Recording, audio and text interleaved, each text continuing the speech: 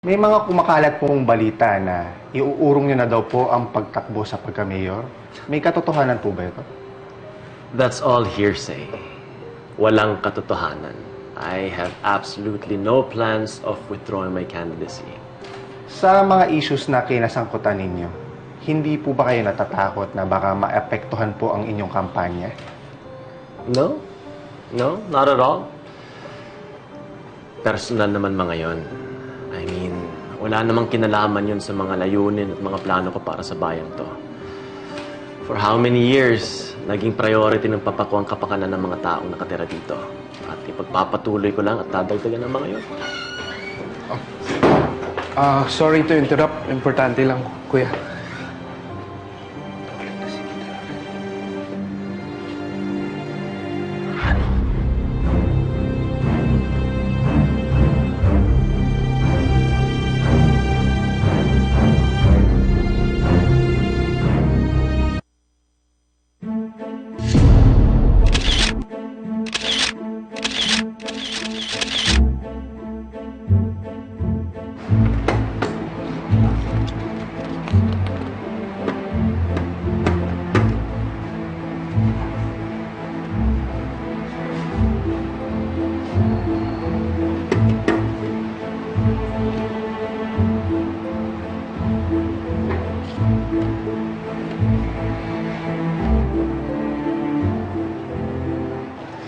Ilang beses ko bang sasabihin sa inyo na inosente ako?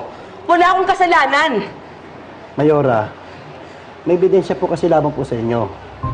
Hindi man po natin pwedeng i-dismiss na ganun-ganun lang po yun. At paano kayo nakakasiguro na ako ngayon? Peke, mga ebidensya niyong yun!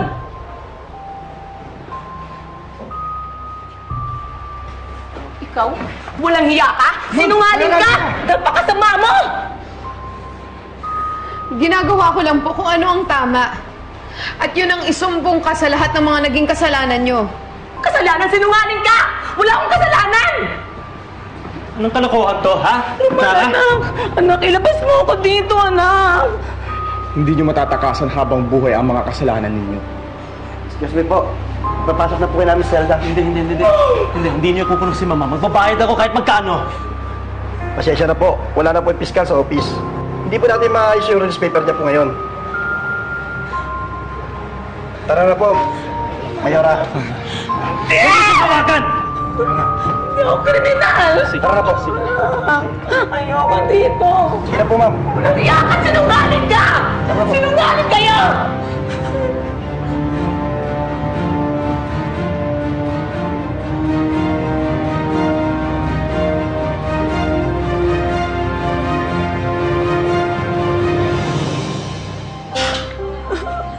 Huwag niyong gawin sa akin to!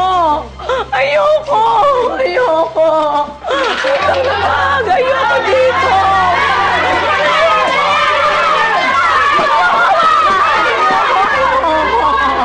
Ayoko! Ayoko!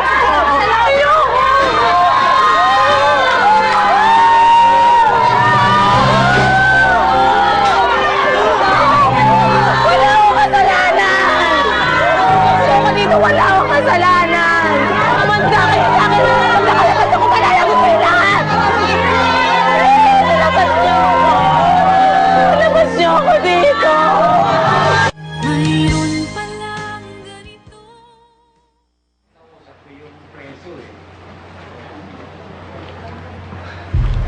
I swear to God you will pay for this. Pareho kayong dalawa. Hindi mo na ako matatakot kahit kailan, Roman. Gawin mo na kung anong gusto mong gawin. Ito lang masasabi ko sa'yo. Lalabanan ka namin. And then what? Ano? Ipapakulong niyo ako? So you can continue your little affair? Ha? Matagal na kaming tapos ni Jason. At humingi na rin kami ng tawad sa mga naging kasalanan namin noon. Hindi namin to ginagawa para maipagpatuloy namin yung namagitan sa amin noon. Pero ginagawa namin to para makuha na namin ang hustisya na matagal mo nang pinagkait sa amin.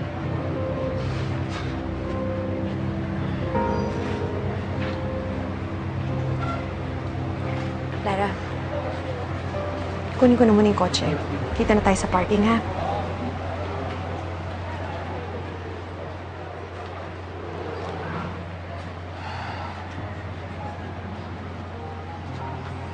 salamat ha. Kung hindi dahil sa ginawa mo, nakakawala pa rin yung kriminal na yun. Wala yun. Jason, ngayon na nakakulong na si Mama, mas mag-iingat ka ha.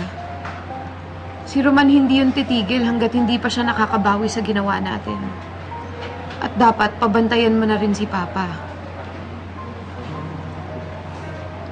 Paano to?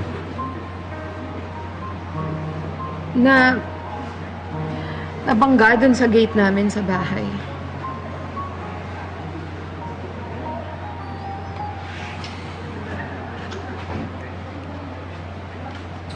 Jason, kamusta na ba si Hannah? Nabalitaan ko yung sinubukan niya magpakamatay. Paano mo nalaman tungkol dun? Nagkita kami ni Liza. Nakwento niya sa akin. Clara, kami dapat kang malaman tungkol sa amin ni Hannah. Walang bisa yung kasal namin dalawa. Ano? Hindi pa nga malinaw sa utak ko eh. Sa dami nangyayari, wala pa akong panahon para asikasuhin na malaman yung totoo. Pero kay Hannah na mismo nanggaling na walang bisa yung kasal namin dalawa. Baka yun yung dahilan kung bakit nagtangka siyang magpakamatay. Mahal na mahal ka talaga niya, ano? Kung pwede ko lang suklian yung pagmamahal niya yun. Pero hindi ko talaga kaya eh.